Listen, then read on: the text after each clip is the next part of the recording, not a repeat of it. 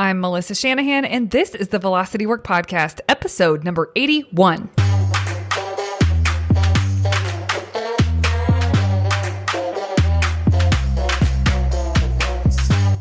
This podcast is for attorneys who are running their own firms. We explore tactics, tools, and stories related to pushing past simply lawyering well and into building a successful firm.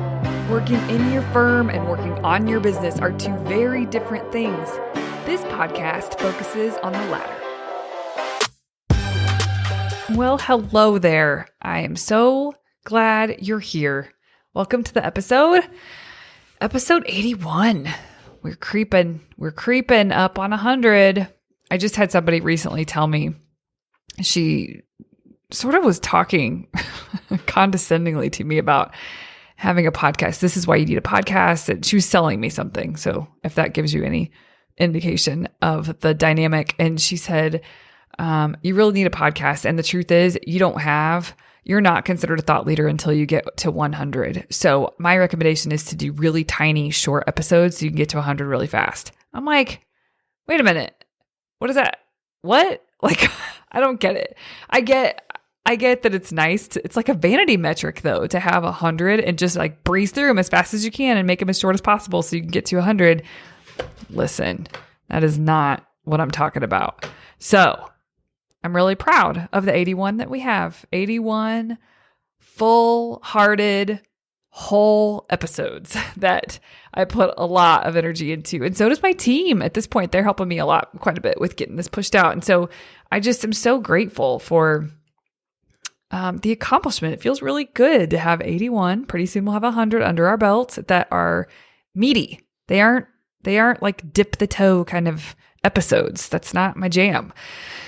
So, I don't know, thoughts and reflections for you today. Okay, well, let's get to today's episode, which is the final of this little mini series I'm doing for you guys.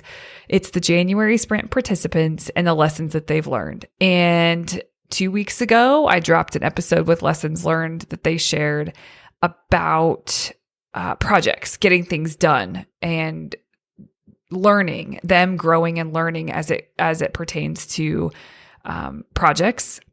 Then last week was all about Monday Map and scheduling and your calendar and honoring your calendar. So lessons about that. And this week, we're going to dig into these miscellaneous lessons. They were just really good nuggets that participants shared of lessons they were learning, and they didn't really fit into a category. So I put them together in this miscellaneous section. It's going to be great. I think you guys will really relate to even though they're a little bit all over the map, you guys will be like, oh, totally. You'll hear it and you'll know it. I want to remind you that these are lessons that participants have learned through experience, not because I told them and they're regurgitating it, not because they read it in a book somewhere. It's not information that they consumed. It is a lesson that came out of them evaluating themselves after they have done the work. This is what came out of it. And so the thing that makes this so powerful is when you do that for yourself, you can carry the lessons forward. That's pretty great. Okay. As I pull up my spreadsheet here, I want to make sure to remind you guys, the sprint doors are still open. They close tomorrow. If you want in the sprint, you'll see the time slots that are left available for you when you're checking out. If you want to go enroll, you should go do it because you will not be sorry. There is zero chance that you will wish that you didn't sign up for the sprint. You will blow your own mind. You will end Q1 strong. It's going to be great. And you'll make some really great connections with a small, tight-knit group of fellow law firm owners. It's a really special thing. And I would love to have you as a part of it. So I am recording this a few days in advance. So I am assuming still there's a couple of spots left. So go check it out, velocitywork.com/sprint if you want to take part in this 30-day sprint, or you just want to learn more and go check it out and poke around the page. There's some really great resources there. There's an awesome FAQ. There is a video that shows you kind of how it works behind the scenes and lots more information. So we would love to have you. I'm assuming there's still spots open by the time this airs, so go check it out. If you could check out, then there is still stuff open. Okay. I am going to start sharing with you again. These will go in chronological order as it happened, as the lessons were shared through the month of January. The first one, external constraints are helpful and motivating for me because I don't want to let other people down.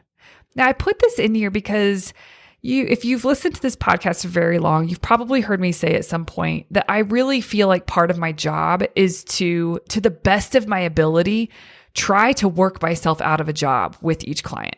Now, what ends up happening is clients usually stick around because they really enjoy the process and the work that's getting accomplished is pretty remarkable. And so they just keep on keeping on. But the truth is, what I don't want to create is a crutch for law firm owners. I want to help you develop yourself as a law firm owner so that you can continue creating the level of success for yourself that you've worked on creating with us here. Now, you may choose to still continue to use us, but in some way, shape, or form. But I want you to develop. That's the whole thing. And so the reason I put this in here, because that, this lesson might go against my mission. But the truth is, I know what that's like. I'm a part of a coaching group. I'll never not have a coach. And some of it is because of the external constraints that are created, the accountability that's created. And, if I didn't have a coach, I would do and be so much better and more developed and get more accomplished than I would have 5 years ago. Like, I really have grown and developed, but I choose to stay plugged in. And this person is offering that up in their lesson. External constraints are helpful and motivating because I don't want to let other people down. So if it's working, right? The next one, even though I might be giving clients less time overall, I'm not giving them less value. Oh, this is a good one. There's so many of you that need to hear this.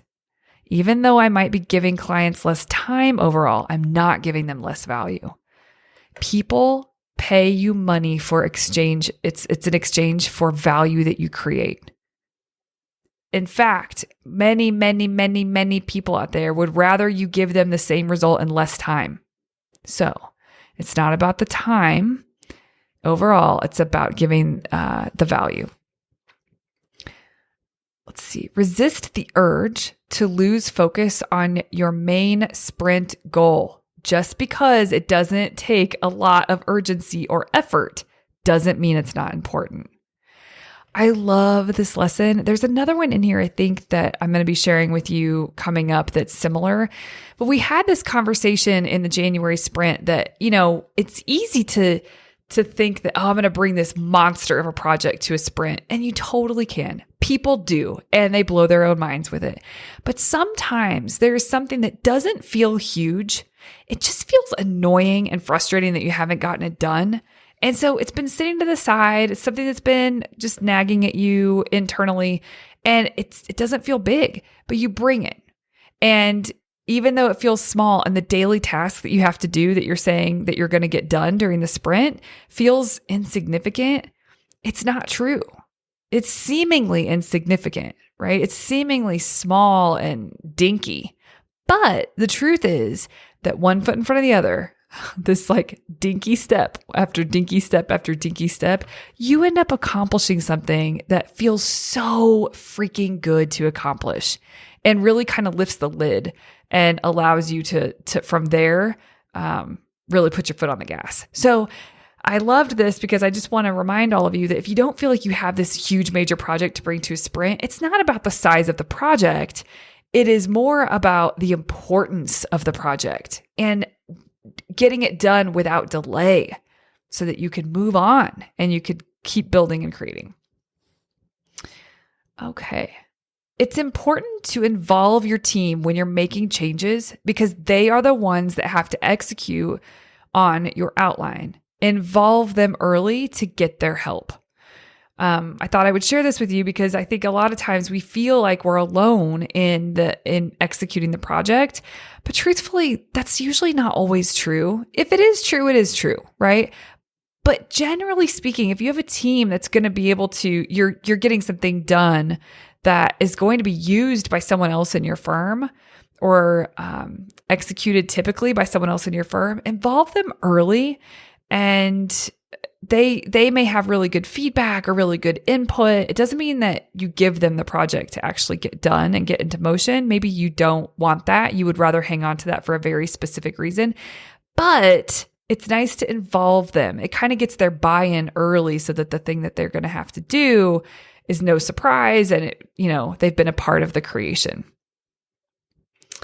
All right. When we hold on to work tasks, not only are we hurting ourselves, but we're also hurting our employees by not empowering them to rise to their full capacity.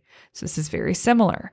It's a little similar but different, but it's about your team. When you hold on to things that you do not need to hold on to, it's almost like it's easy to just keep the focus on you and realize that, you're probably not spending your time with the using your time for the highest and best use of yourself, but it's not always about that, right? There's another side of the coin, which is the people that you have working with you. If you don't empower them to develop themselves and to continue to grow in their roles, they're going to be a certain kind of employee. That's on you. But if you do develop them and you want them to elevate their skills and to be able to take on new things, you've got to pass things off. You have to. So I loved this, that when you hold on to work tasks, not only are you hurting yourself, but you're also hurting your employees by not empowering them to rise to their full capacity. It's less important what you decide and more important that you decide. Indecision is the enemy. Amen. Indecision it's indulgent. It's a state of being where you just are waffling, you're staying in this I don't know energy, and nothing gets done from that place at all. So waking up to realize that you just need to make a decision and stop worrying about making the perfect decision or the right decision. Make a decision and go all in. Get the best bang for your buck, the best ROI on that decision by going all in on it, and be done. Learn your lesson, make the next decision. Learn your lesson, make the next decision.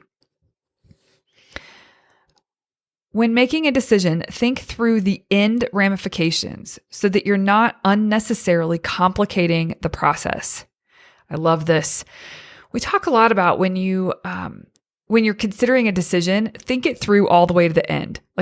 See it through. Like if you make decision A or if you go with choice A, play that all the way out. If you go with choice B, play it all the way out to the best of your ability. And it's important to do that because then you may make a better decision in the moment or simplify something in the moment. So I love that. When making a decision, think through the end ramifications so that you're not necessarily complicating the process. It's not worth complicating the process for something that's likely going to be a minimal issue. This was a follow-up lesson to the one I just read you, but I thought it's kind of stated in different words, so maybe that would land differently for some people. It's not worth complicating the process for something that's likely going to be a minimal issue. Frustration plus stillness equals opportunity. And then in parentheses next to this lesson, I could have been derailed by the frustration, but instead I took a moment to think and found another way to resolve the problem. I love that. Frustration plus stillness equals opportunity. For anyone in a skilled trade, your technical skills do not matter if you cannot hit the singles and doubles of running a business. Truth. This is very similar to things that you learn from eMyth or myself or any number of people. But like I said before, you can read these things in books. You can hear what I'm saying to you and just think, oh yeah, that's a good thought. But again, having gone through the sprint, they learned this through their own experience and realizations that they're having about themselves. So I loved this. You have to expect that there will be bumps in the road, and you can't focus on the fact that there was a bump. You have to get back on the horse and keep going. I like that. You have to expect that there's going to be bumps in the road. You can't focus on the fact that you just went over a bump. You have to get back on the horse and keep going. I have this mental image of, you make a plan for your week or for your project or for the month or whatever. You make a good plan and then you set out to honor the plan. That's your job, but it's never going to go perfectly, right? It's not realistic, but you do your best. You get back on you're going down the road and then you hit a bump that you didn't expect. And I could just like see, cause I've done this myself where you kind of get thrown off and you look around like, what just happened? Why? How did I not know that was coming? Why was that there? It's so annoying. It's so frustrating. Like all of that time that you take to look at the bump and be like, what in the hell? Right? Like all of that you do is so inefficient and so unnecessary. Just don't give it like bumps are going to happen. Unexpected things are going to happen. Unideal things are going to happen. Frustrations are going to happen. When they happen, how much space are you going to give it? Instead, how about you just get back on the horse and keep going? If you want to evaluate and see where maybe you could have done something differently, that's a different thing. But just to look at it and have the moment of drama in your mind about it, very inefficient. Surround yourself with people who are investing in where they want to go. Come on, that's so good. So true. The whole Jim Rohn quote about you are the average of the 5 people you're around the most or something like that. This is the same thing. Surround yourself with people who are investing in where they want to go. Surround yourself with people, and this is me, not the participant. Surround yourself with people who are the version of you or like a version that you are working towards creating for yourself. Sprint participants are that, my friends. Surround yourself with people who are investing in where they want to go. Pushing hard feels good. The work before the rest is what allows you to enjoy the rest. Isn't this good? Pushing hard feels good. The work before the rest is what allows you to enjoy the rest. This is the idea or the concept of contrast.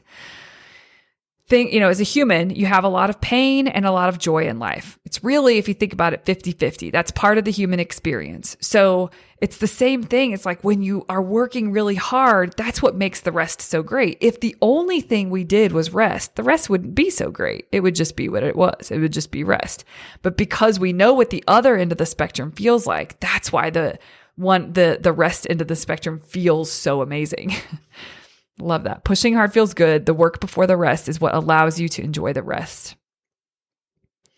Our referral strategy and our customer experience strategy should be giving people a smooth, low effort experience, not gift giving. Isn't that good? Our referral strategy and our customer experience strategy should be giving people a smooth, low effort experience, not gift giving. Meaning, so this is something I've talked so heavily with John Strohmeyer about, who has a podcast and a business called the 5-Star Council. Go check it out for sure, because he used to work at the Four Seasons. He was a manager at the Four Seasons. I've had him on the podcast before, so you can listen to his episode. It was great. And he has this thing where he is all about helping people understand that gifts are not the way to wow your clients. It's not that they don't help with wowing clients, but a gift doesn't matter if the experience with you was jacked up, right? Like a gift on top of a very smooth, amazing client experience in terms of how smooth their experience was. Now that has some legs, but gift giving when your experience isn't smooth for the client, no bueno. You can sprint with something simple and have it still be powerful. Okay, so this goes back to that lesson we talked about earlier where you can bring something small and simple. It almost feels not sprint worthy, but it is so powerful to actually get that thing done that's simple, but it's for some reason not been gotten to. Okay, few more. Oh, actually, no. Yeah, one more.